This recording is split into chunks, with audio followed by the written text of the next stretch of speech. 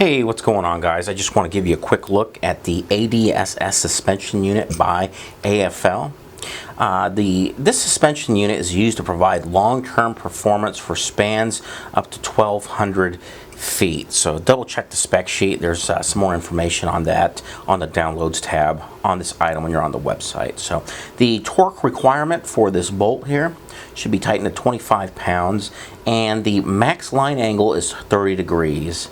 Now this particular model is for their for the cable range between 0.42 inches to 0.474.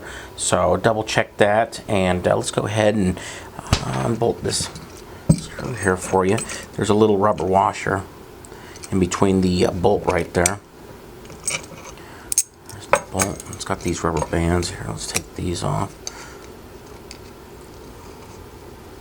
There we go.